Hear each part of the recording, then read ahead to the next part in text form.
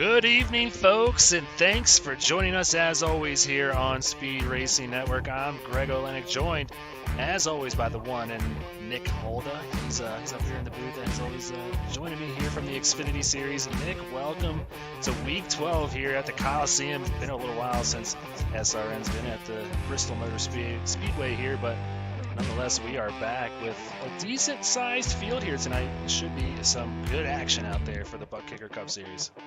Cup Series goes back to its roots, a little weeknight short track racing. Gotta love it.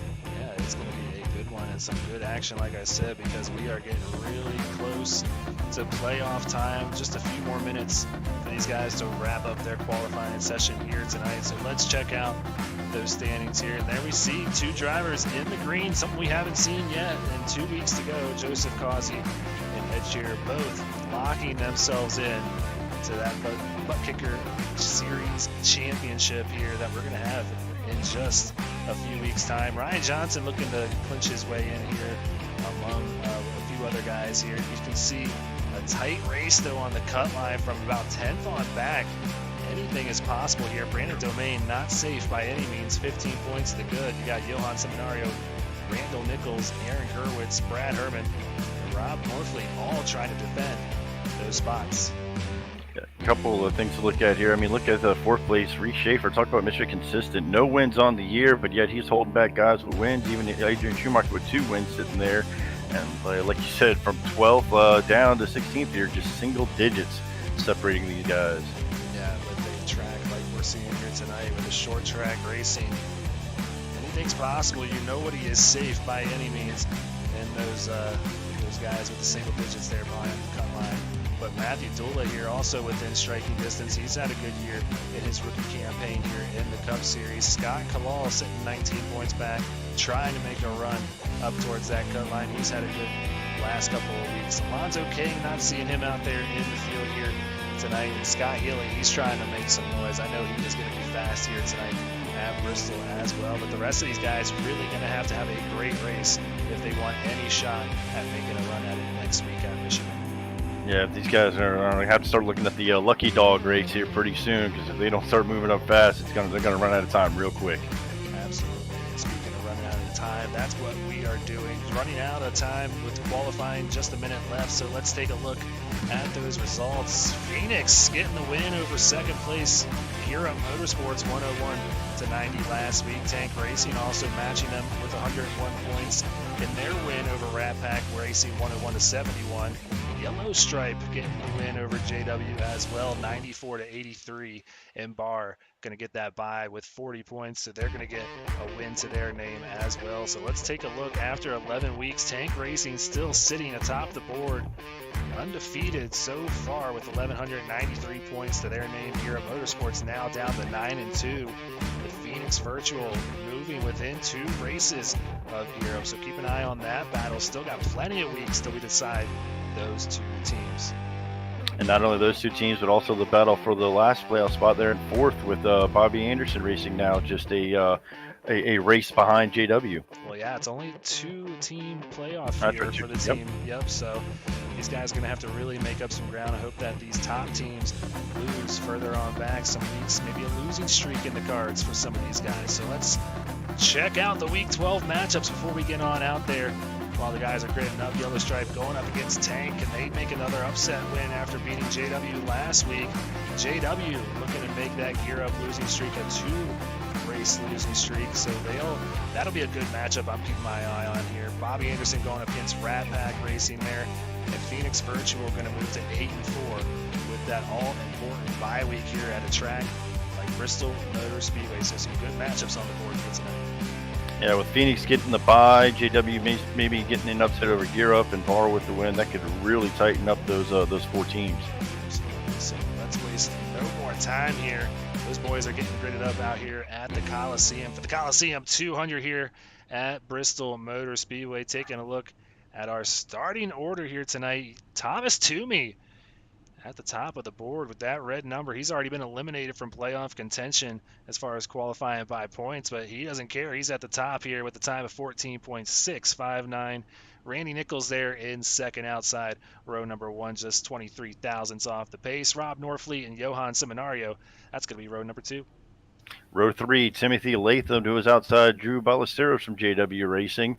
Row 4, Reese Schaefer and Brandon Domain. Row 5, Ryan Johnson and Scott Healy. Yeah, Lane Hostler, Justin Rideout in row number 6. Rob Beesall Jr. and Jordan Sailors, that's going to be row 7. Scott Kalal and Blair Holloman in row 8. Row 9, Michael Politis and Emerson Ardon. Row 10, Aaron Gerwitz and Seth Berger from Tank Racing will round out your top 20 for the start. Yeah, so taking a look at the rest of the field there, you got Byron McDonald, Brad Herman, row 11, Joseph Causey and Matt Dula in row 12, and Dave Hughes Jr. and Adrian Schumacher sitting here in row number 18. So, well, actually, my math's off. That's row 13. So we're already off to a fail here tonight. Here, counting's hard. Yeah, counting's hard. Counting hard. We're going to be counting a lot of laps here, so I need to get it better here before we get started. But looking like we're going to see this pace car pull off here before too long, as we've got everybody gridded up out here in the field. So our pole sitter Thomas Toomey going to pull the field off pit road, and I'm going to go ahead and put Nick Howell on the spot here, as I believe they're going to have maybe 2 pace laps before they get this thing going here tonight. Who you got? All right, so we know how bad the curse has been lately. So follow my logic here. You know how they say 2 negatives equal a positive? So I'm going to take another broadcaster and hope that helps eliminate or negate the broadcaster curse. I'm going to take Brandon Domain tonight. Okay, I like that pick there, the number 20, Sandwich Man Racing Machine there in the 40, or excuse me, the 22 further on back. I kind of already gave it away. This man right here, Randy Nichols, has been running really well here in the middle portion towards the late portion of the regular season. I'm keeping my eye on this lime color number 42. I'm going Randy Nichols here this evening. Great paint job, nice and bright, easy to track on the lights in this high banking of Bristol. Yeah, we both picked lime green cars kind of too. That's a little bit odd there. So maybe we are flipping the broadcaster curse. I don't know, but one thing is for sure here. We are about to see that pace car pull down pit lane, and we are going to get this thing kicked off here for the Coliseum 200. What a week for these drivers. It started at 2.5-mile Pocono. Then I know a lot of guys participate in the Daytona 24. Now, rubbing bumpers, short track style. Oh, yeah. Let's watch them all fly around this half-mile oval.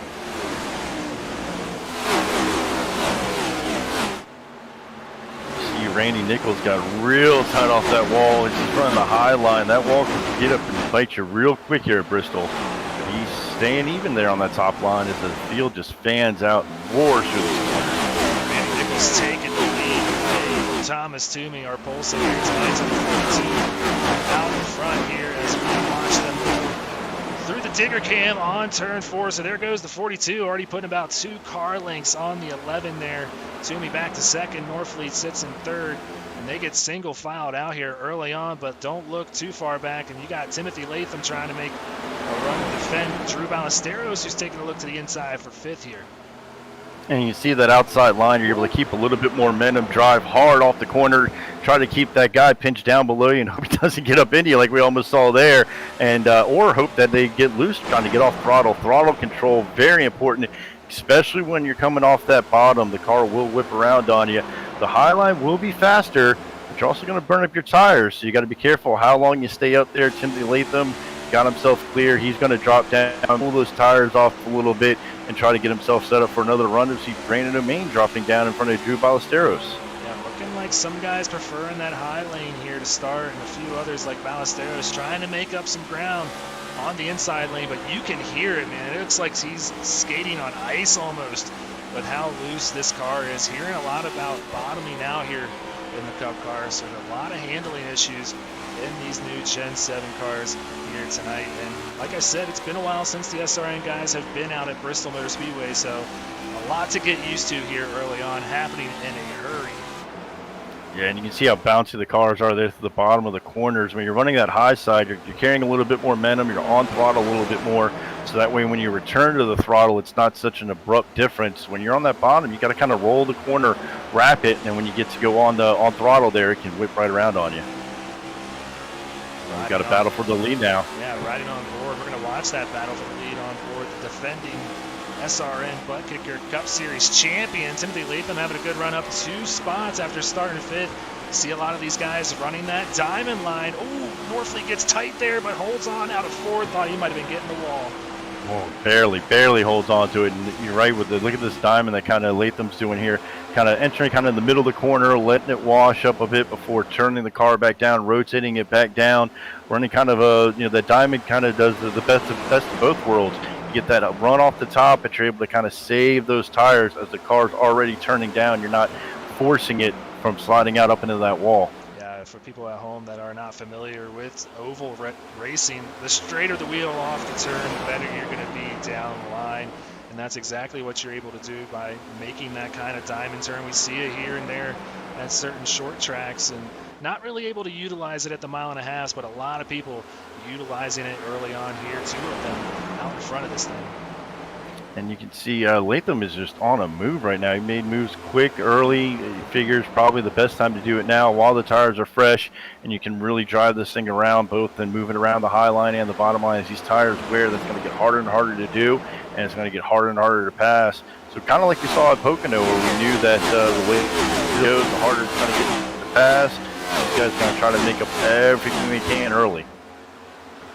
Brandon Domain side by side with Drew Ballesteros here. This is the battle for 7th. Brandon Domain trying to move up 1 spot from where he started, utilizing that high line where you're still able to get that straight run off here. You can see that diamond effect too.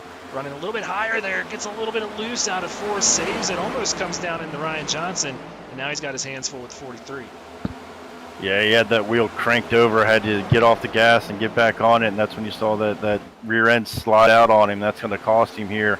As like any track, momentum's a big thing, but with this banking, you just really have to keep the car revved up, or it just does not want to rotate. You can't just let off the gas and want to wash up. You do have to stay under a lot of throttle to keep the car rotating over. And once he had to back off the gas, and again there, just barely keeping it off the wall out of 4. Toomey under fire here after Timothy Latham gets by. Reese Schaefer knocking on the door here. Schaefer still without a win here after losing it after the black flag was upheld in the race he won earlier on this season at Charlotte, but still determined nonetheless here tonight, and looking like that thing is bad fast. The 17 up 3 spots from where he began the night, now ahead of Randy Nichols, who's fallen back to 5th after starting 2nd. Yeah, points-wise, like you said, he might be eliminated right now, but still money to race for tonight, and still has plenty of incentive to get that first official win of the books. Yeah, he's got a chip on his shoulder with the red number there for the Toomey machine, but Nichols gets by Schaefer, so Nichols back up to 4th here. Now sees the 44 Ballesteros in his mirror, so Schaefer going to go on defend mode here, which is something you got to flip back and forth on attack, defend mode, and it's just hard to go and decipher when to do what. But right now, the 42 of Nichols on big time attack right on the bumper here of Toomey. It's monkey see, monkey do. Notice the run he's getting is because he is mimicking right now Latham's line. You saw the speed that Latham was able to get with this big diamond. Start a little bit low, wash all the way out of the wall, come cranking back down on exit. And these two have kind of figured it out. Latham obviously practiced that. Didn't show it a lot in practice. So he obviously practiced on his own a little bit with that. And it didn't take long for Nichols to see that and try to mimic it and was able to do it. Now we're just going to try to drive underneath Latham for 2nd. Yeah, really patient drive there for the 42 as well. That could be frustrating when you have 2 cars kind of holding you up. He knows he's fast right now. Now got to go to work here on the 11. If he's able to clear Timothy Latham, he does for the time being. Gets 3rd place, now sets his sights here on the 11, goes right back to the high line as Norfleet steps out to a 2.5 lead over this pack. Yeah, for Norfleet, he's loving this to see these guys running side by side, the wearing on their tires. Right now, he's able to take whatever line he wants. He's got clean air on that nose to help the car rotate through the corner. He is loving life right now, seeing all this tight racing behind him. Let's right on board here with Nichols. Just see the angle difference as you go into the turns here at this half-mile bowl-shaped oval. And just very quick processing here in the mind. You're not on the gas for very long, but there's a lot happening here on these short straightaways. Try to set up your next turn like this to go to the outside here of Toomey and get a good run like the 42 does to go right on by and set yourself up for the next turn. It's just very fast paced, and just like that, Nick, we're on lap 30 here in the Coliseum 200. And that in-car camera showed you the fast pace and how fast they're whipping it around here, and that banking kind of rolling shape, changing your visual points. And the track looks, symmetrical, but it's not. 1 and 2 is actually just a little bit different than 3 and 4. And it's real easy when you're whipping around like they are, 31 laps completing this fast. It's real easy to almost forget what corner you're going into, because you do have to drive them both just a little bit different. And if you think you're going into one of them and it's the wrong one, it's real easy to get out of line and get into the wall. Let's take a look here. This battle gonna get tight here, Nick, before a couple laps goes by. The 42 right there, chipping off a few tenths at a time. Whatever he found out, the other guys out there are going to have to figure it out too, because that 42 is surging to the front. Yeah, he is on rails right now, working this thing around, not saving anything. You almost think maybe Norfleet burned up his stuff getting out to that big of a lead, but he wasn't. He was able to kind of drive whatever line he wanted. I wonder if Norfleet was anticipating maybe a possible early caution in this thing. Yeah. And I think a lot of these guys were maybe thinking caution, maybe save a little bit, or not save, just kind of run hard that first line. And Randy looks like he might have had the perfect mix of aggression and saving, and he is just running that line that Latham showed him. Right now, Latham is falling back. Yeah, back to 8th place. Now that you mention it, he has gone back quite a bit. That was Byron McDonald going a lap down to 25th. So here's a look at Timothy Latham in that 5 machine now. He sees Joseph Causey, who started at the back of this field, up 14 spots, up to 9th now, knocking on his door. It just shows you the difference of just being more patient here. A few guys that did opt to maybe take it easy here in case we saw a long run are really reaping the benefits right now. The 88 up to 8th. Latham was 100% the most aggressive driver there when that green flag dropped. And he may be feeling it right now. He might have got those tires a little hot, a little angry. He is probably just crying, begging for a caution flag right now to get in the pits and get some fresh tires, because he is just laboring around.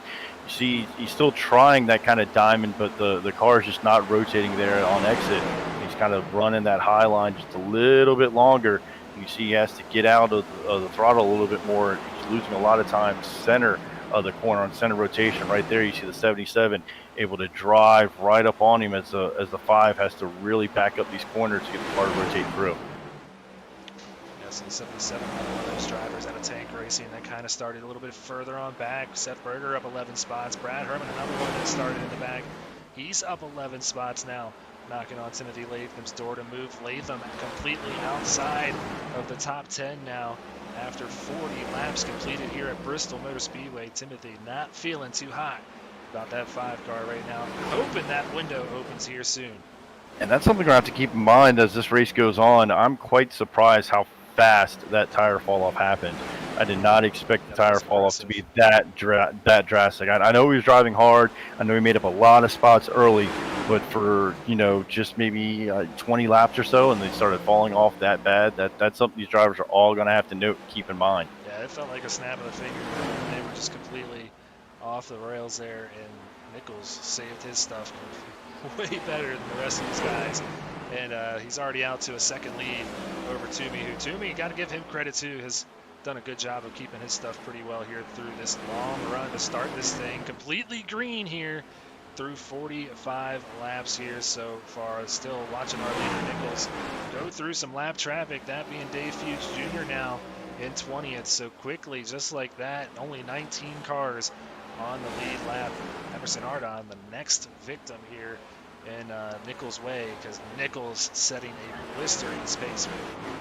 doesn't take long at short tracks for this situation to come up where the leader jumps out, starts getting the lap traffic, and these guys that are lap traffic are gonna they're not gonna want to move right out of the way because they're gonna want to fight for the lucky dog position. If they're the first car lap down, if and when we do get a caution, they'll at least be able to get their caution lap back. So it's not like they're just gonna move, happily give away a lap, especially when you see how tight this pack of cars that he has coming up. It's going to be maybe a lap, maybe 2 laps, and he's going to be up to the next car in front of you's bumper. So you're going to lose that lucky dog position really fast. And Nick, I completely forgot to even mention the fact that there is a little bit of an incentive for these guys here tonight. Silverback Tax Solutions throwing in a stay clean to get the green challenge. Sean Griffith challenging these guys here to maybe have a little bit of a clean race after some of the races in the past, we'll say, didn't go as well as we're seeing so far here tonight. And that incentive being if you finish on the lead lap with under 17x, you're going to pretty much get paid in some way or somehow. So 0x going to get you $12. Not too shabby when you can win 10 for finishing in the top 5. 1 to 4x going to get you $8. 5 to 8x going to get you $5. 9 to 12x going to get you $3, and even 13 to 16x, you're still going to get $1 from Sean here today. So that's going to feel good. So those of you that don't know, incident points, those are pretty much the X's I was mentioning. A big hit's going to get you 4 of those points. So hitting the wall, you'll see 1. So a lot of opportunities, we'll say, at least that you can probably rack up some points here tonight. So far, these guys are keeping it clean. And Seminario there looked like he almost had a chance to rack up some points getting in the back of Norfleet's. Little taps are sometimes anywhere from 0, and the next tap that seemed to be the exact same could be anywhere from 1 to 2x. And I'm going to have to steal that race cleaned for green next year for my team for the Daytona 400, maybe, or Daytona 24. Maybe that will help incentivize some of my team members to keep it out of the wall for 24 hours. It only took you 54 laps to call them out here, so way to hold it in. You could tell you were just wanting to say something. I imagine a lot of people feeling that way after a very long race weekend for some guys here. But Alonzo King was in my lobby, so we had a lot of fun. I saw some 16,000 drivers participate. It's a lot of fun. Speaking of a lot of fun, wow. 3 wide. Esau, I'm seeing involved here in this first caution. Woo! That was about to heat up there. Yeah, I thought for a second the 3 wide was going to cause one, but they were able to kind of clean it up, and I don't think that was going to cause one at all. I think they were going to be able to sort that out. No, this is somewhere along the line it didn't get sorted out. This is further on in the back. There's Latham and Ballesteros. Esau going to the inside. I have to imagine he had a little bit of, if he had fresher tires or what, sent it in there pretty hard. He was able to drive real deep on that inside. So he's got a big run.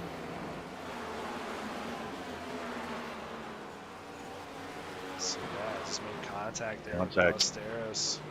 Yeah, Ballesteros and Latham were kind of on that diamond line, coming down just a little bit. Besal's kind of coming up a little bit. Did he kind of wash up at all here, or? Yeah, I'd say Ballesteros came down into him, and yeah, everything else unfolded. Kind of happened behind it. Kind of just the side effect of short track racing. Really, got 2 guys coming off a corner. They're at a little bit different lines.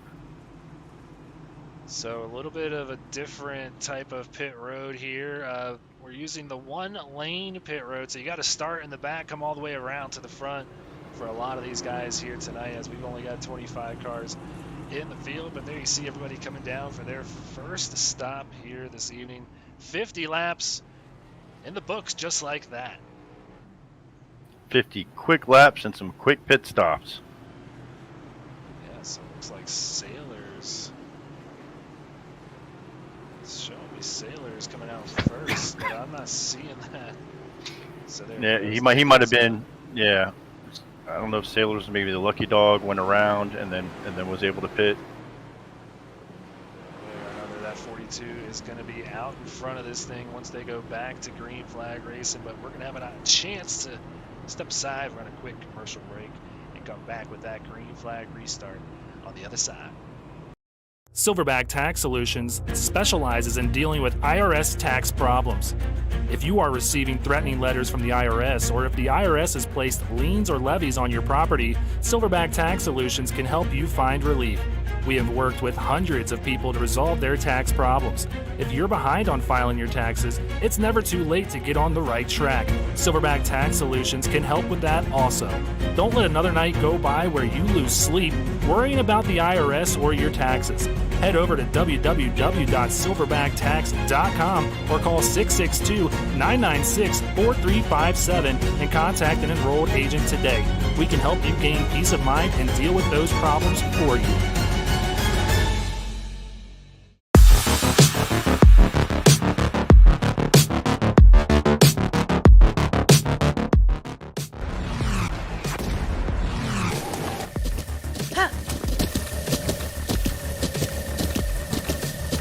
With the Buttkicker Gamer 2, what you see and what you hear is what you feel.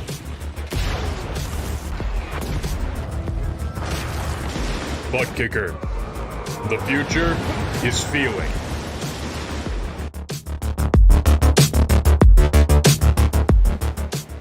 Just like that, the Silverback Tax Solutions green flag waving once again here at Bristol Motor Speedway. Nichols gets out to a hell of a start here, bringing Ryan Johnson along with him. So Johnson quickly up to second. Nichols setting sail. Toomey back to third.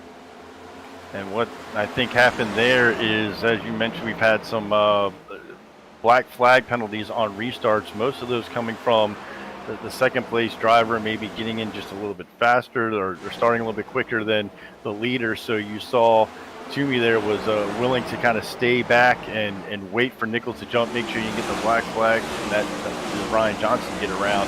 Something we'll have to watch is how aggressive is that second place car going to be, knowing that a lot of these guys have been caught trying to get that good jump with the leader on fresh tires. These guys, Johan Seminario, kind of sliding it sideways down that straightaway. Yeah, we were talking in the break too. What kind of racing would we see here after a 50-lap green flag run there? 50 plus, actually.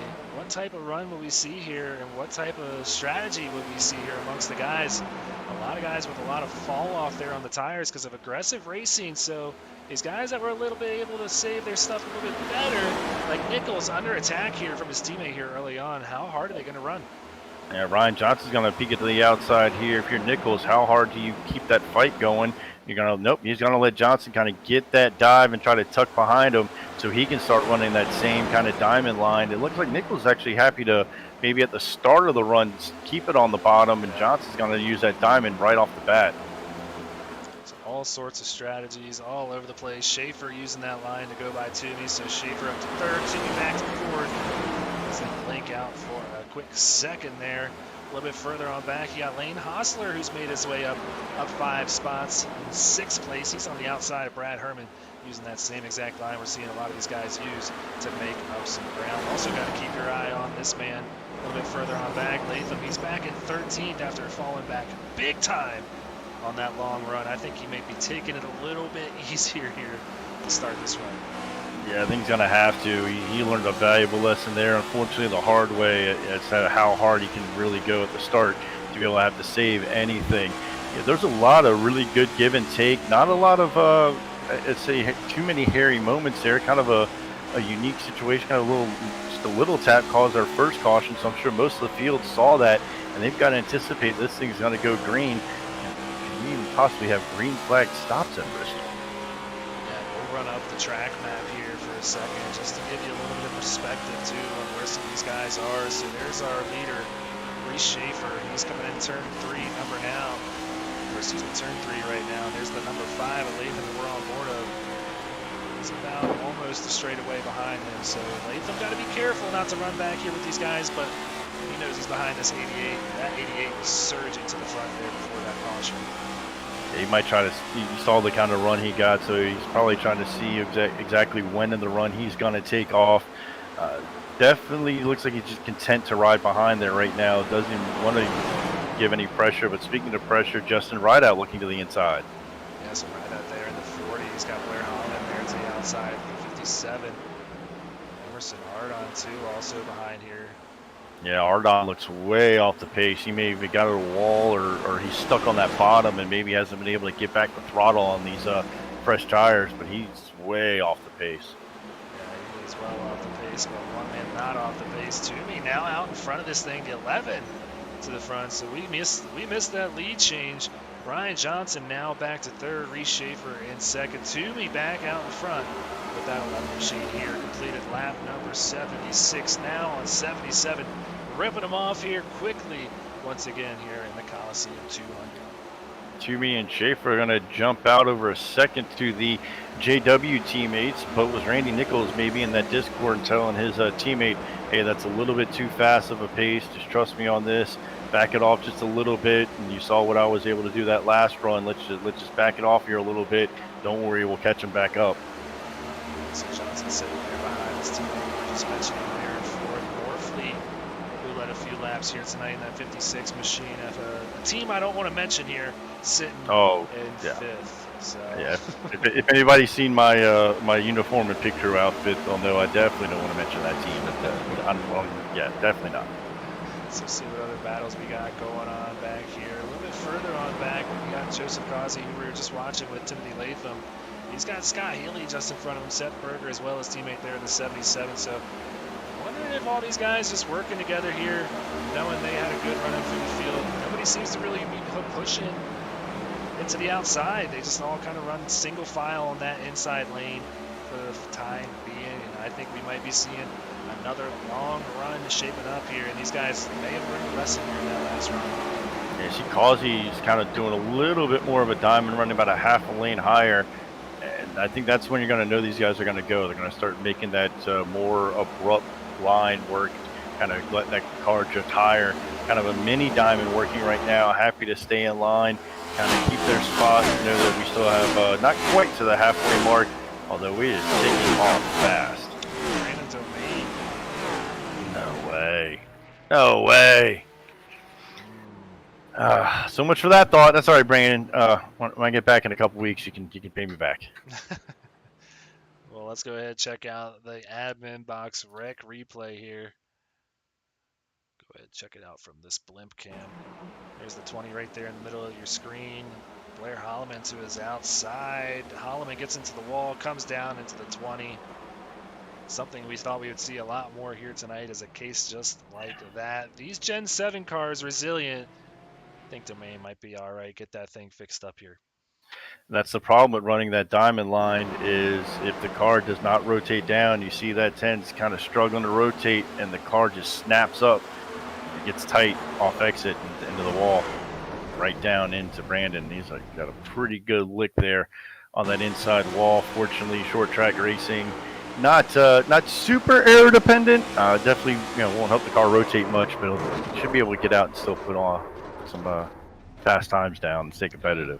Yeah, not super aero dependent, so like you said, it should be all right. He can get that thing fixed up here, and I know he'll be determined. Has put a lot of practice in to this race. He's kind of been dreading this race as well. He knew, thought it would be much more yellow here, but a lot of great green flag racing and some strategy being played here. Our leader, Thomas Toomey, not coming down pit road here this time, and Scott Healy opting to stay out as well. Politis, Sailors, Bisol, and Adrian Schumacher, as well as Dave Hughes Jr., all opting to stay out there. So some different strategy playing out here. Yeah, Norfleet coming in as well. These guys pitting, they're going to be at a deficit when this green flag drops. The cars in front of them are going to be on older tires, but not by that much, and those things will be warmed up, ready to go. Where these guys are going to be kind of sliding a little bit until they get those tires warmed up and get some grip in them. So they're going to be a little bit of a deficit for a little while, and we'll see just how fast the fall off is. So what's the pit difference here? We only ran maybe a dozen more green flag laps there. Yeah, so the guys that stayed out last pitted on 57. Jordan Sailors pitted on 58. So they've got about 30 laps or so. Yeah, so maybe 25 green flag laps, and we saw that fall off. So like you said, going to be hard. These guys are going to have to be patient to pick their spots here, but might be a good call here depending on the fuel situation for these guys. might put them in a window that can get them to the end with one more stop. Not sure that's the case for our leaders. It was right around that lap 25 mark that we saw Latham start falling back, so that might be the big drop-off point, and that creates a dangerous spot on the track where in about 20-25 laps, if we're still green, you're going to have half the field really moving up and half the field really moving back, and that's going to cause a lot of tight racing. This is going to get real interesting. This next 20-40 laps could really change up this race. Oh, I think it's going to get very interesting. So let's take a look at those points here on the cut line before we go back to green flag racing. Seminario, Nichols, Gerwitz, Herman, Norfleet all trying to defend, while Politis, Dula, Kalal, Scott Healy, and Alonzo King all trying to make up some ground here. So all these guys kind of making their way up towards the front. You see Toomey here, he's completely eliminated, but still having a great night nonetheless. So let's go ahead, see that Silverback Tax Solutions green flag waving once again here at Bristol Motor Speedway, and let's unleash these Cup guys one more time around Bristol Motor Speedway.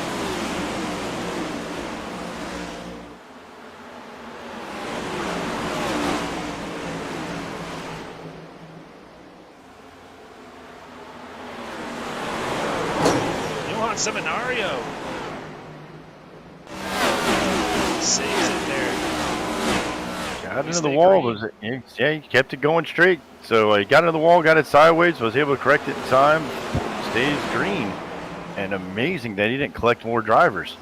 Yeah, there's a lot of amazing stuff that just happened right there. Thought we would have saw a big one there with that 12 car, but nope, we stay green, and Reese Schaefer jumps out to the front of the Coliseum 200. Ryan Johnson going on by Toomey back there for second. So these fresh tires making a run up in a hurry. That took literally pretty much no time at all for these guys to get by on freshers. Johnson made up almost 3/10 just through that last corner. Just through one corner, you made up almost 3/10 on the leader.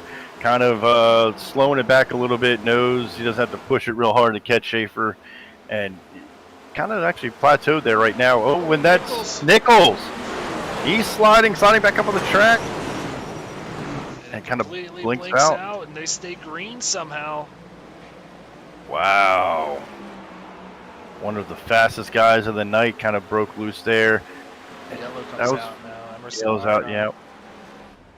That was one thing I was worried about, was those guys with the fresher tires trying to make, an aggressive pass or something, possibly getting on throttle too soon and breaking loose.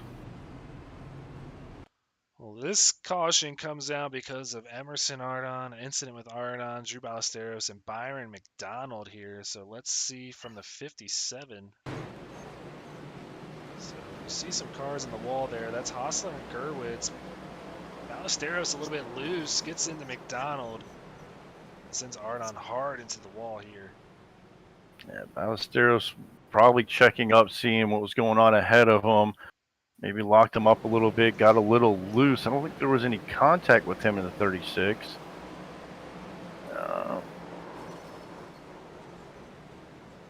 There's a lot happening around the 44. Just kind of got him loose a little bit, it looks like. Yeah, there was a lot of contact kind of ahead of him a little bit. Looks like maybe some guys are going to get into each other. He kind of missed the corner there. He's trying to correct it.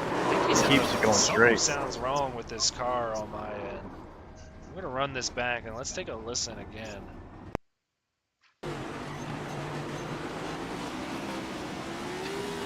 Possibly, did he possibly downshift it too far? I'm not sure what happened. We can take a look from the cockpit cam too, since they're going around for a few more times around this half-mile circuit under yellow. So you can see, trying to look here, looks like he's in 5th gear. See the RPMs just being really weird with nothing changing on the page. And I know sometimes when you're in the replay, it doesn't necessarily show for competitive purposes. It doesn't necessarily show you all the time. Well, that's not fun. Yeah, well, they don't, you don't want people going into other people's cars and exactly seeing all the secrets now. I want to see what's under the hood. Yeah, unfortunately, we don't have that NASCAR telemetry that the NASCAR guys do, where they know every second with throttle shifting of all their Oh, that would be competitors. awesome. One day, Nick, one day, but not today, unfortunately. But yeah, we'll have to figure out exactly what happened there. But that causing our third caution of the night here, so these guys can have a few more times to go around. But just like that, we are done halfway of this race here after this next time by the start-finish line. Reese Schaefer out in front of this thing. After taking those fresh tires, he surged to the front. Ryan Johnson just behind him there in second. Brad Herman sits in third in that 85. Haven't talked too much about him being up front here, so now a contender out there, up 19 spots in that 85 machine. Norfleet there in fourth place. Kazi, he's up to fifth, up 18 spots in that 88. Seth Berger back there in sixth. So Tank with first, fifth, and sixth place here tonight, having a good night for the team out there in the Coliseum 200. Justin Rideout having a good night for JW. He's in seventh in the 40 machine. Timothy Latham in eighth. Johan Seminario in ninth, with Dave Fuge Jr. in 10th place. So a lot of surprising names up here. And with that quick caution, those cars that did not pit last time, they weren't able to kind of flip the script on the cars that did. It was only a 10-lap difference vice the 25-lap difference the other cars got, so it really wasn't going to be to their advantage to go ahead and pit and lose all this track position just for 10-lap different tires. They're going to try to compete up front and stay up front with those older tires. Pace car going down pit road, and that is going to bring out the Silverback Tag Solutions green flag once again here at Bristol Motor Speedway. Reese Schaefer gets out to a big jump over Ryan Johnson there in second. Yeah, these second place cars are going to have to figure something out. If we get a late restart, this is going to be lights out, game over for the leaders. They're able to get huge jumps and starts. So Johnson settles in here. Norfleet gets up to third after that jump there on the restart. Seth Berger up to fourth. Herman shuffles back to fifth here. And look who's coming up. The guys that we said were slowly stalking. There's Causey and Latham. They were linked up in the back, just kind of methodically working their way up. They're now sitting here in sixth and seventh. And I believe they've been kind of with Herman the whole time as well. Yeah, Herman wants to stay just like this in front of them, because if he does, he's going to go ahead and win this race here tonight for the Coliseum 200 here. With that little bit of incentive from Silverback Tax Solutions going a little bit a long way too. So maybe you come home in first place with a clean car, you're going to go away with $42. Not too bad here after a nice Tuesday night out at Bristol Motor Speedway. Not a bad payday at all. So Schaefer, he sees some dollar signs in front of him now, out 9/10 of a second in front of Johnson. So got to see how well they're saving. We saw a long run here early on in this race. A little bit of a longer run there in the second run. See if they can finish this thing out on the green flag run all the way to the end here. That would really shake things up. There's going to have to be some pit strategy coming into play. We know we've got some guys 25 laps older than other guys, not only just laps, but fuel. So they're going to have to pit here pretty soon. And what is going to be the magic, the golden lap here? When these guys think they can make it, or any of these guys that did pit holding back a little bit, trying to go as long as they can on this tire and this fuel run to maybe catch some of these guys. They know they have to pit a couple laps down if they have to pit on a green flag. Yeah, it's a tough strategy call there, because you can go down a lot of laps here if you do come down pit road. Right now, Joseph Causey taking a beat to the inside of Herman there in the 85. So this battle for fourth, Causey right now going into turn number one, I believe. I can't tell what turn that is. That was turn number one. Like I said, you kind of get lost here. This little half it happens fast. It how happens quickly fast. They're going around, but yeah, give the spot to Causey. And that's one of the first moves we've seen kind of underneath the driver. All the passes we saw that first run were guys coming off the top and making that diamond line work. That time, Causey able to just wrap the bottom and roll past Herman. Rideout moving past Fuge here, so Rideout up to 10th. Fuge back to 11th now. He's got Scott Healy nipping on his heels in that 64 machine, so he's going to try and get back up here before it is too late here. Quickly ticking off the laps, down to 87 to go. Toomey, our pole sitter here in 7th, going to the outside of Seth Berger. And there's that outside line that we talked about, kind of just staying on throttle, the big diamond down, hoping Herman doesn't come up, and he does it, and he's able to make the quick pass. Toomey is on a rocket ship right now, flying up through the field. Yeah, he feels like he's just in a totally different gear than the rest of these guys out there. Very well could be. So we've seen some of the guys shifting here tonight. Not sure how well that works here with the 5th gear in the Cup cars, but right now you would think Toomey has another gear because he's going on by Causey now. Sees Norfleet, so Toomey quickly up to 4th, now staring down 3rd. Norfleet shuts the door. I don't think he's going to be able to hold it for too long. Toomey looks bad fast here. He's not just passing guys that are on older tires. He's passing guys he pitted with and making them look like they're standing still right now. Yeah, so he definitely took the opportunity to come down and pit that last time by. So that just shows you what a difference of about 10 laps will be on these tires. He's going to go to the outside of the 56 here and make a run. Big run on the outside. Can't quite stick the nose in yet, but I think we'll be able to get him in this corner right here. Yeah, Norfleet wanted to defend there, but that was going to end up wrecking both of these guys if they're not careful. So Toomey now up to 3rd there in that 11 machine. He is up and running here now. We're trying to run down this 43 car. Now Norfleet under attack by Causey for 4th. And that's the other problem Norfleet had there. If he fought too long with Toomey, he was going to stay out of the preferred racing line and allow Causey to make a move. Causey thought about it there for a little bit, but he seems to be content just to ride along right now and kind of see what happens to these leaders. Yeah, so there you see Reese Schaefer has a little bit of time before he catches his teammate there, the 57 of Emerson Ardon. So not many lap cars here in the future, as far as the near future goes for our leaders, but right now seems to kind of be settled down a little bit. But right now, Fuge making a run up through the field. He's up to 7 now to the outside of Brad Herman. He's going to make it stick, fly it around, and now Timothy Latham says, I would like to try that move as well. It is a lot of monkey see, monkey do here, because it's just, it changes here as far as difference in tire wear and where you should be running when this different tire wear is happening, and you should be higher up when the wear goes down, which is seeming like it might be the case here, as we saw the guys on fresher tires running that really low line, and you start to see them migrate. We're seeing Fuge go way up here, get that diamond, and come running down Seth Berger now in that 77 in 6th place. So we'll see if the Ford can catch him up. I just feel like that's kind of what we're seeing here. The more wear we're seeing, the higher we're seeing him go. Yeah, that tends to happen here, where the longer the run goes, the higher the cars will tend to move up the racetrack.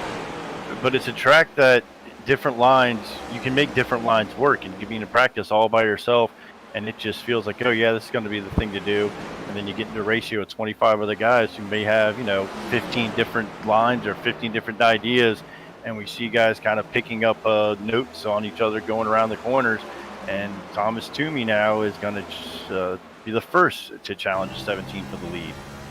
Yeah, so we'll watch this battle unfold on board. Kind of like we saw a little bit earlier. You just see him trying to set him up.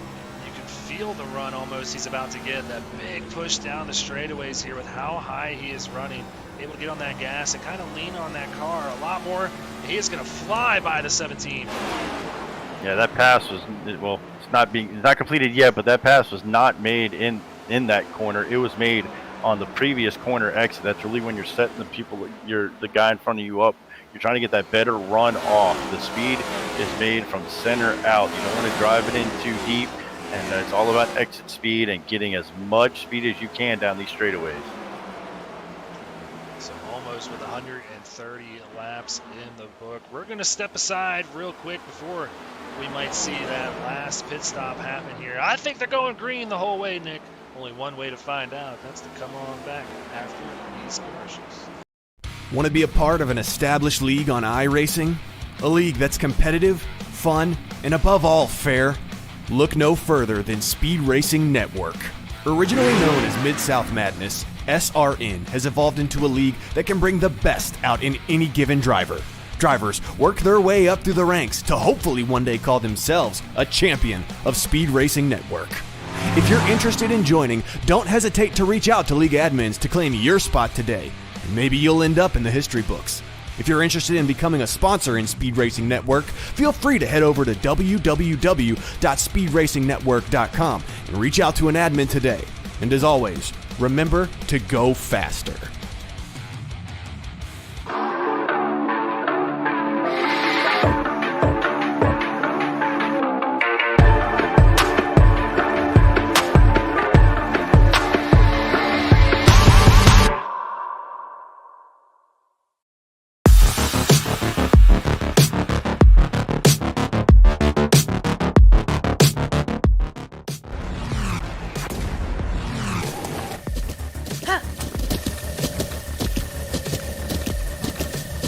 With the Buttkicker Gamer 2, what you see and what you hear is what you feel.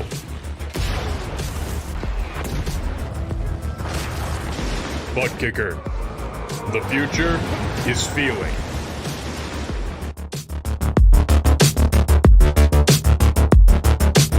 Silverback Tax Solutions specializes in dealing with IRS tax problems. If you are receiving threatening letters from the IRS, or if the IRS has placed liens or levies on your property, Silverback Tax Solutions can help you find relief. We have worked with hundreds of people to resolve their tax problems. If you're behind on filing your taxes, it's never too late to get on the right track. Silverback Tax Solutions can help with that also. Don't let another night go by where you lose sleep worrying about the IRS or your taxes. Head over to www.silverbacktacks.com or call 662-996-4357 and contact an enrolled agent today. We can help you gain peace of mind and deal with those problems for you.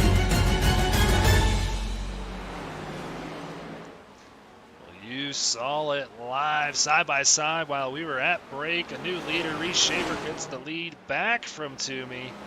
Now Toomey under attack by Ryan Johnson in the 43. He's looking like he's come to life here, as we've seen this run now extend to almost 40 laps. Man, the only man in the top 5 without a win's tired of not seeing the checkered flag next to his name when we go over the standings. He's looking to get a win here as we're approaching just 50 laps left. Did Ryan Johnson maybe save just enough, kind of stall his run to the front just long enough to catch Schaefer? Is going to be the question, as he's on the freshest tires of anyone on the field. Yeah, so Schaefer still without a win after losing that first win at Charlotte Motor Speedway on a jumped restart. So the 17 looking to get that first win in this 52nd attempt here in that beautiful black number 17. So Reese Schaefer, he's got 57 more laps to go, and a hungry Ryan Johnson just behind him now, very much clear of Toomey. So now it goes Schaefer, Johnson, Toomey in the top 3. Causey a little bit further on back, about a second and a half back of this pack.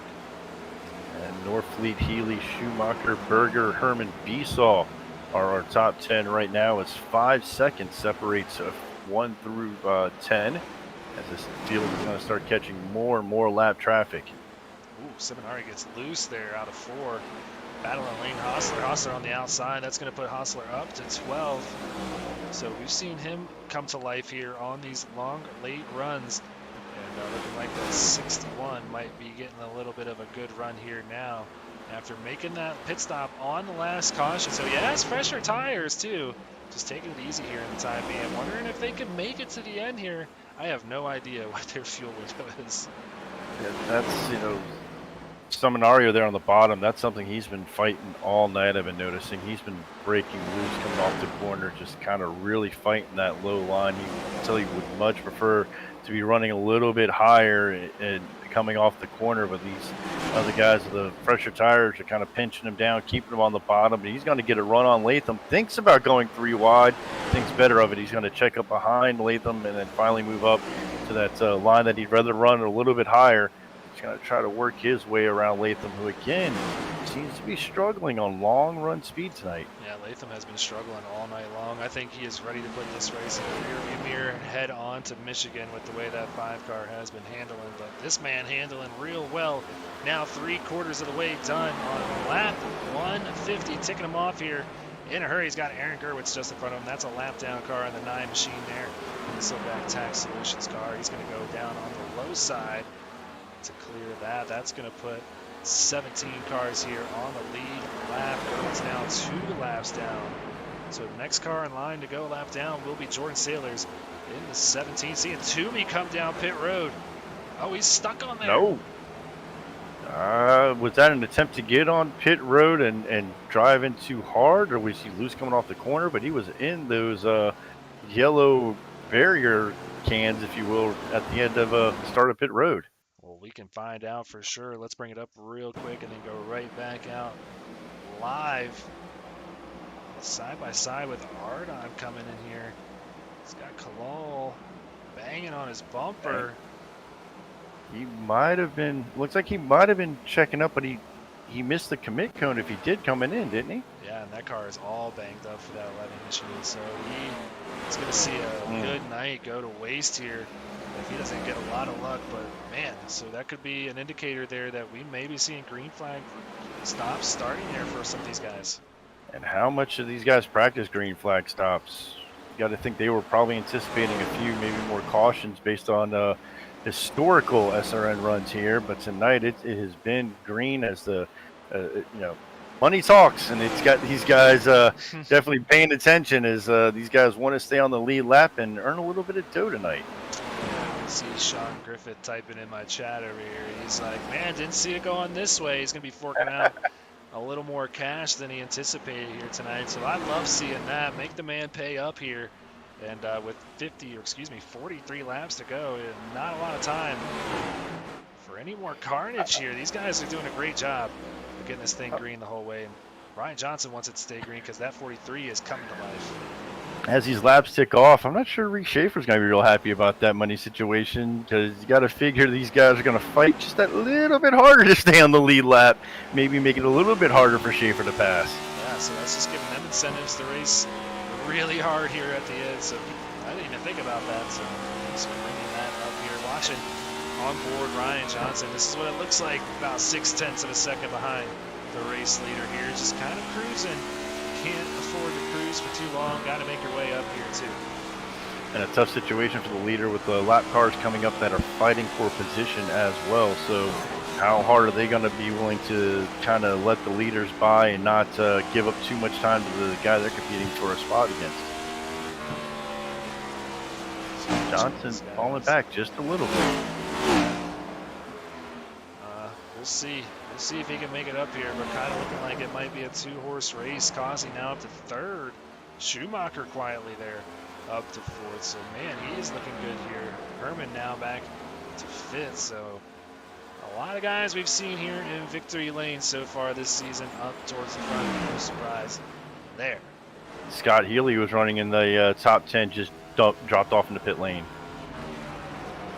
So Scott Healy on pit road in the 64 machine. So that is going to be a few laps down for the 64 once he comes back out. Got to see if a few more are going to opt to make that call here to make that last pit stop, or how many are going to try and stretch it as far as they can go. Maybe hoping to see that yellow come out. Such an uncomfortable situation right now for Healy. He knows he's going to go a couple laps down. If this thing stays green, he's going to be in a great position to win it with the everybody else having to come down and not have enough time to catch back up coming out of pit lane. However, if we do get a caution, he could get stuck a few laps down, even not be in the lucky dog position. So this is going to be a very tense next 10, 15 laps for Healy. So we'll see if it works out for the 64. I think if it does, that could be a great move, being one of the first to come down. So keep an eye on that 64. Keeping an eye on this battle back here for 9th. Lane Hossler trying to hold on to 9th. Seminario there in 10th in that 12 machine. And Latham looking like he might have a little bit of a late resurgence here late in this run. The 5 doesn't look as tight as it was here towards the middle part of that run.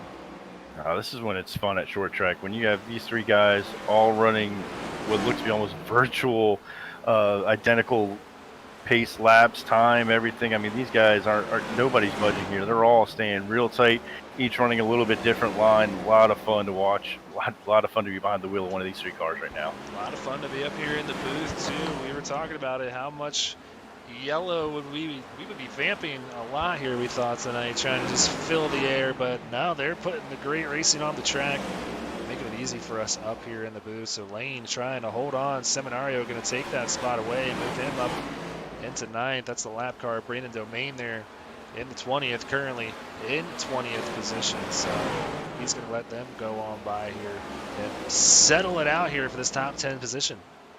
And it seems like the longer Johan's able to run and kind of get some wear on those tires, he's not, well, just as I say that, he breaks just a little bit loose. Kind of doing a lot better job wrapping that bottom, as Schaefer is going to go to the outside, and he's going to put 2 lap cars, it looks like, right now between him and Ryan Johnson. Yeah, so only 11 lead lap cars left out there. The last one being Timothy Latham here on the lead laps, but he's got about 6 seconds between him and Schaefer. Should be able to make it to the end on the lead lap. You see Johnson really getting it out there on the exit of 4, but he's really trying to get everything he can out of that 43 machine. No other takers yet on pit road. That just tells you how fast Schaefer is right now. You can see Johnson back there just doing everything he can just to try to stay within some type of striking distance, hoping that maybe Schaefer can catch a lap car in a bad spot, going into the corner, having to slow down, and Johnson can maybe make up some time going around that lap on the outside. But a lot of clean track in front of that 17 right now. Yeah, nobody really in sight as far as the 17 of Reese Schaefer goes, but seeing a good battle here still between Norfleet, Hostler, and Latham. This mid-pack battle has been a tight one, and this is about where Reese Schaefer is headed next here in just a few seconds ahead of him. He is coming up on this pack that is side by side, so he's hoping he doesn't have to worry about these guys. Yeah, he wants these guys to settle it out and get single file, but it's going to be tough because they've got slower cars that are doing the right thing, just keeping their line, being predictable. He knows that this modified version of the 56, if you will, or 55 of the Sailors stays in the top, but that's going to make it tough for these guys to get around as they're battling. The longer they stay side by side, the happier Ryan Johnson's going to be, as he's close 2/10 on the 17 as they approach this pack. Yeah, I don't know what's going on with my lap counter there, so it's showing all sorts of numbers to go, but it looks like we have 23 laps to go here before we settle a winner at Bristol Motor Speedway. So settling it out right here towards the middle part of this pack, but Reese Schaefer has to worry about Ryan Johnson right now. Johnson's coming. Yeah, he would cut off 2/10 now with 10th. He's almost catching him. It seems like a 10th a lap right now. Got it under 4/10 or right at 4/10, and he sees that pack. They're kind of exiting the corner as these guys are entering the corner. Johnson's trying to put it within striking distance, just hoping that Schaefer has to check up just a little bit, and he'll be there to strike. So 21 laps to go. Excuse us for the ticker having a little bit of a number vomit situation there on the tower. We'll try and keep you guys posted here. Coming back to the stripe to see 20 laps to go here for Reese Schaefer. And that was Scott Haley flying on by there with his fresher tires. Yeah, I was just about to mention that. Then there's your guy that knows he has no time to waste. He cannot let off an inch right now as he's trying to make up all that time that he lost in the pits. You can see the tire difference. He just flew by those guys. Yeah, Healy also one of those drivers we've seen on the cut line too as a defending champion. You know he wants to get his shot at another championship here in Speed Racing Network. He won in the first season here in the Cup Series. So now we've got a battle here for the lead. Reese Schaefer going to have to earn that first win on the season here at Bristol tonight. And like we said, he's got those lappers just in front of him. Not what you want when you're trying to defend this lead. He's got a brick wall in front of him that allowed Johnson to catch up. It also looked like Schaefer was having a little bit harder time rolling the center of the corner, wasn't able to cut down as much. Was he saving, knowing he was going to have to drive hard to get by these lap cars, or is that car finally starting to fall off a little bit? Ryan Johnson able to save enough to compete. He's able to kind of roll that bottom just a little bit more, get a better run off, and he may look to the outside of the 17 right here. Yeah, so 16 to go. Coming back to the stripes to see 15 laps left on the board. Schaefer trying to hold off Johnson, going by Brandon Domain there, who is multiple laps down here tonight. He's got a few other cars to go on by here just in front of him. That's Gerwitz and Justin Rideout. So once they get on by these two, they will have time to battle it out with 14 laps left to go in the Coliseum 200. You see it, Schaefer's a little bit quicker into the corner, driving a little bit deeper, but Johnson's faster. Midway out, puts that bumper right to the back of the 17, just kind of waiting for one little wiggle, one little mistake. Knows he doesn't have the room with this lap traffic to make a move right now. Now can Johnson stay behind him in clean air, or is Schaefer going to pull back away? So 9 cars left on the lead lap. Next in line to go a lap down will be Lane Hostler. He's about 5 seconds ahead of these lead cars. So with 12 laps to go, you can see a lot of room for these guys to not have to worry about getting by lap cars. It's going to come down to these two. Who can defend right now? I'm liking the position of the 43, who's got the opportunity to possibly move Reese Schaefer out of the way. With 11 laps to go, you got to start figuring out where you could possibly make these moves happen and how you're going to do it. He's trying some different lines, going to move about to car up, try to get that big run off. That's where you make the pass. You don't make the pass going in the corner. You make it on the previous exit. Johnson trying to pull up, just barely can't pull off as the 17 comes up for the block. Johnson's going to stay right there and give Reese a lot to think about on every corner exit. Yeah, we'll ride on board with Ryan Johnson, who's trying to make that move. He doesn't want that inside. Reese Schaefer going to try and defend that outside lane. Johnson going to have to go where he's not, essentially. We hear that said a lot in the real world, and we've got someone crashing, Jordan Sailors, but he is going to take it down pit row with 8 to go, so that's not going to bring out the caution here before too long. One thing Schaefer's not going to want to see is a lot of these other cars are struggling. A lot of these guys hitting the outside wall coming off a corner exit, something Healy wants to see, but not these two leaders. They want to race this thing out. Green for the green, as we said, and right now Schaefer just a little bit better, running kind of a middle line, blocking both the bottom and the top, not really giving Ryan Johnson too much of an advantage on either line.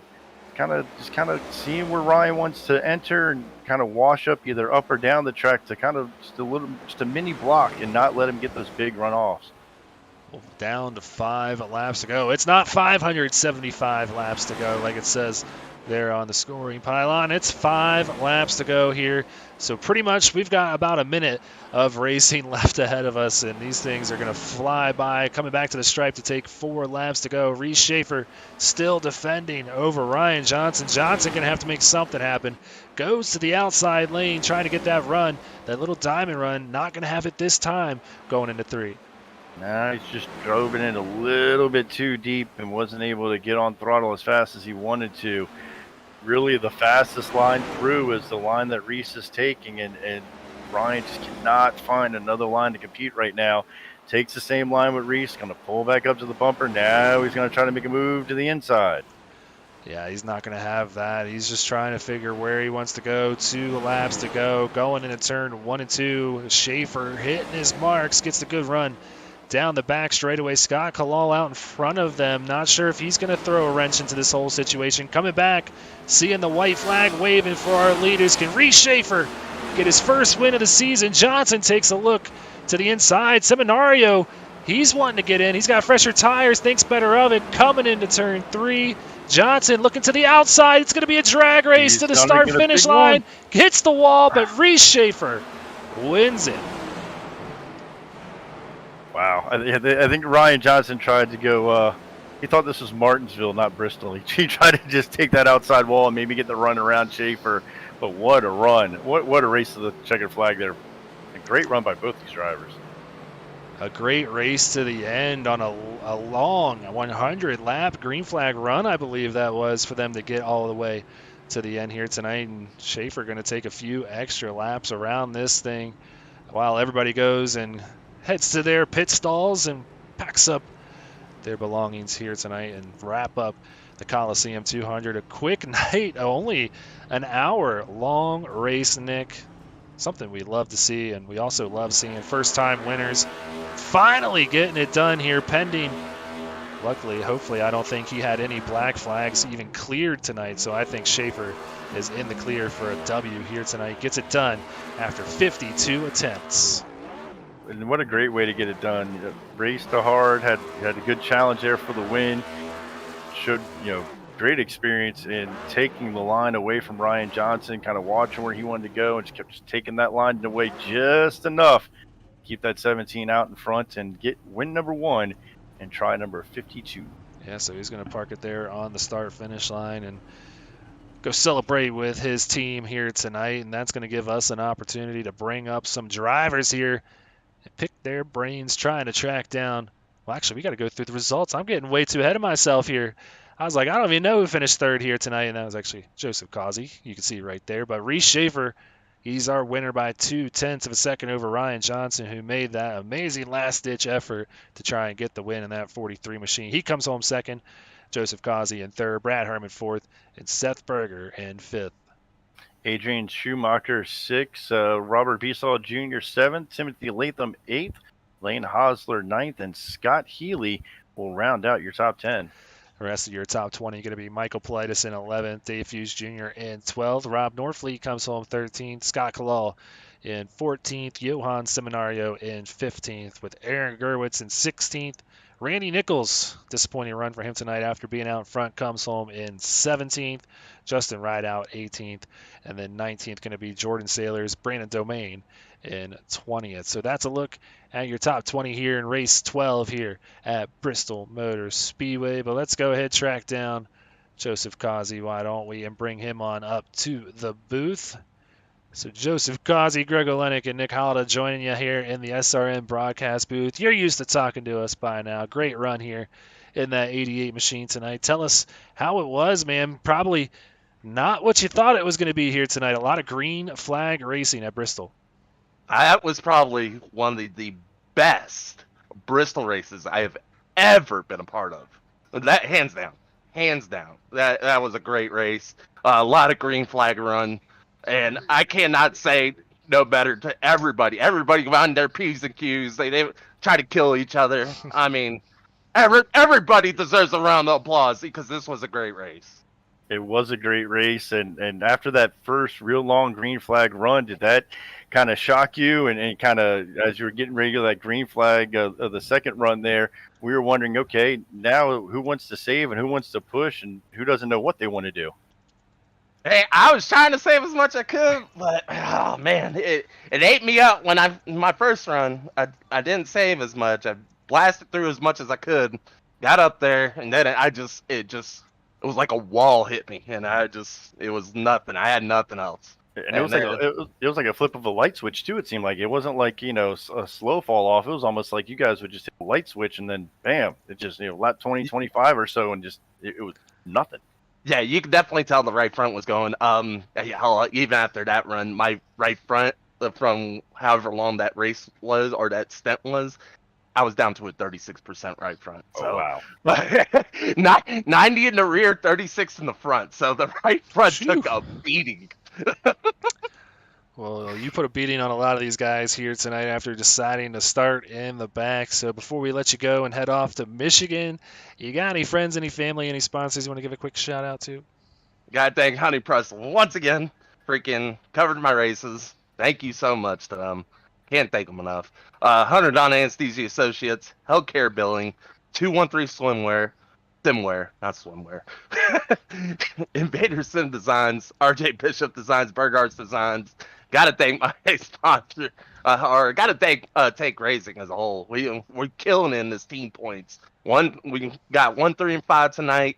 Gotta thank my spotter Miz for helping me out, try to get up there as much as I could, and gotta thank the broadcast, man. We're gonna have to go back and watch this one, especially for Reese, man. Glad Reese won this race. Yeah, man. I know you guys will probably throw together like some sort of Discord party, some dance party, and probably have that playing in the background. So appreciate you always as stopping by up here in the booth. And hey, you ain't got nothing to worry about once we get to the cutoff week next week at Michigan. So enjoy it. Oh, definitely so. Thank you guys, though. All right, appreciate buddy. it. No problem. Take care. All right, so that was Joseph Causey coming home P number 3 here tonight. I'm going to track down Ryan Johnson here and bring him on up to the broadcast booth. Got Tiny Horse himself, Ryan Johnson out of the 43 machine, joined by Greg Olenek, Nick Halda. Ryan, congrats on a P2 run here tonight. You made an effort there at the end, but came up short ultimately. Tell us, Joseph Causey had a great time here tonight. What were you thinking? Did you think we would see that much green? Uh, well, I'll be honest. If I was expecting it, not really, but I'm stoked we had it. Um, I love Bristol. In any car, even these cars. I'm just gonna leave them cars we drive. That was a blast. That's how you race. That's how you lose with grace, if you will. Yeah, man, I tried everything. I had nothing left to give. I tried going high. I tried going low.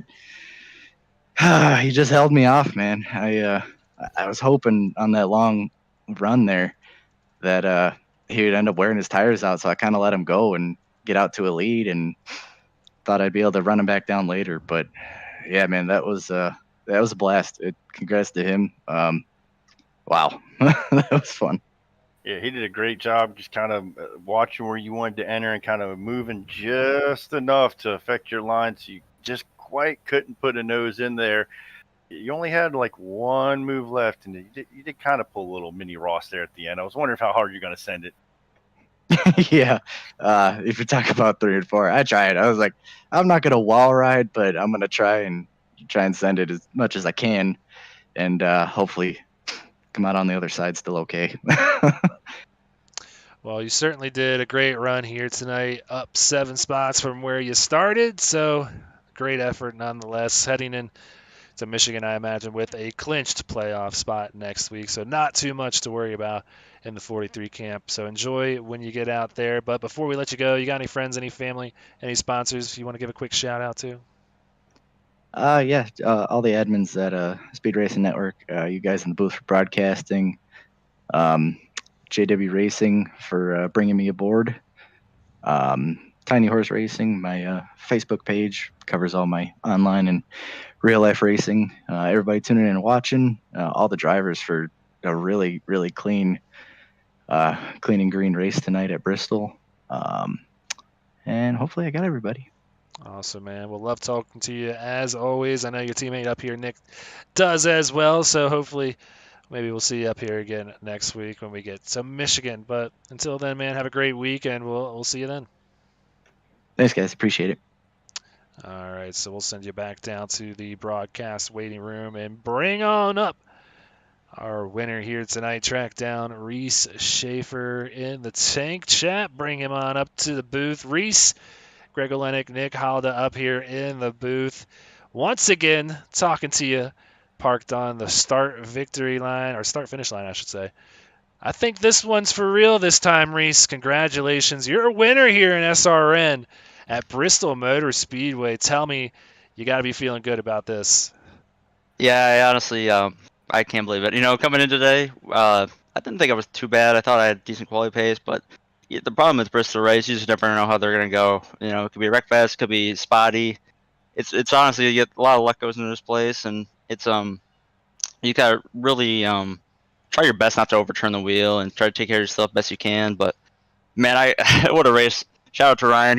He was all over me, and I saw when he was starting to gain on me, he was staying high, and I was like, all right, I definitely need to move up. So I defended 3 or 4 times at the end there, staying high, and that runoff that definitely helped. But the only worry is when you go up there, I know you burned your stuff up, so I was really trying to limit the times I go up there, and man, that was crazy race. It was pretty awesome that we went, you know, almost green plate the whole thing. It was pretty quick, but it was definitely intense. That's for sure. So. Yeah, a little bit of everything. Had a little quick run there in the middle after the big long run. And after that big long run, after you saw guys like Latham jump way out there and kind of get tracked back down, was that kind of in the back of your mind? What happened to some of those guys you saw jump out to a quick lead? What happened to them at the end of that first long run as you come into the checkered flag? Yeah, absolutely. I noticed too, like when I was going the first run, I felt like I was saving decent, but it's really easy here to like overturn the wheel. You know what I'm saying? Like you can lock that thing 90, but you only need to turn it maybe like 45 degrees to really get the car to rotate, and you just gotta really play with it as you go. But Latham, like you said, came back to me, and I got past him. But dude, Nicholas he was gone that first run. I don't know what turbo he had in his engine, but he just left. And so I was like, oh shoot, we might have a pretty tough time catching him. But fortunately at the end there, we got pitted in and restarted with 6 there, and then there was another short yellow, but I got to stay out front, and it worked out well, so that was awesome. Yeah, it was a great race, man. Typically, you would think, not many cautions. It was a green flag race. Probably not much action up front, but that was not the case here tonight. Battles all up and down the board, and you come away at the top. So once again, congratulations. But before we let you go, you got any friends, any family, any sponsors you want to give a quick shout out to? Yeah, absolutely. So we got healthcare billing on the car. Man, I've been loving running the scheme. It's so much fun supporting from all of them. And I got Hanadon, Anesthesia Associates, 213 Simware, Invader Zim Designs, got RJ Bishop Designs, Burgarts. Want to thank everyone at Tank. They were super supportive. I think Ben was spotting the night. He was guiding me through it and just told me to stay calm and make sure I was hitting my marks. And I want to thank my family. I got Nan, Papa, my whole family out in the living room watching me. They've been always supporting everyone out there. I got coworkers, friends, tons of people watching. They always love watching me race, always supporting me. I really appreciate them because it makes everything so much more fun. Have a good audience. So most importantly, I need to thank the broadcasters. Put on a good show, as always. Well, we appreciate your family watching. Hopefully they don't get tired of hearing me every week and seeing you run up front. So congrats, man. Once again, I've always been rooting for you here, and you get it done, getting that first win. Kind of probably helped you out in Charlotte getting that win, but then unfortunately taking it away from you. Yeah. But it probably helped you with your pressure and your nerves a little bit of the icebreaker there. Yeah, absolutely. Kind of got a little taste of it, right? And then I was like, I gotta go. I really gotta get it. So. Let's make this official. All right. Yeah. So there you go. Officially. The stat sheet this time. Yeah. There you go. Officially in the books now as a winner, man. So congrats again. We'll see you out at Michigan. Like I keep telling everybody I've talked to tonight, you're locked in the playoffs, so not much to worry about when you get to Michigan. So have fun. Appreciate you guys. Thanks. Have a good night. All right. So that was Joseph Kazi, our winner here. You could tell it means a lot for him and his family out there. Got to give them another quick shout out for tuning in as always, and it pays off here tonight. Schaefer in victory lane. That's right. Not very often you get to your first race your first win for the second time. Yeah, so he is going to enjoy celebrating that with the family here tonight. So that's going to do it for us. If you liked it here in the Coliseum 200, you'll like it tomorrow. The truckers get out to Atlanta. So go ahead, hit that little like button, hit that subscribe button, and hit that little bell so you know exactly when Brandon Domain and Sean Griffith go live right here on Speed Racing Network. But that's going to do it for the Cup guys here tonight. Coming up next week, like I keep pointing out, they're going to be at Michigan for the Great Lakes 200, the last day of January 31st, right here at 9 p.m. Eastern Time. So that'll be a fun one. A bit of a different race going from a half mile to a 2 mile over. You guys did a little bit of everything these past 3 weeks, and that should really shake up the field with a lot of different driving styles, and see it comes out on top of Michigan. Absolutely. So that's going to do it for us here tonight. For myself, Nick Halda, Sean Griffith, Jason Tripp, and each and everybody else that makes this happen behind the scenes. We all wish you guys a good night. Thanks for stopping by, and remember to go faster.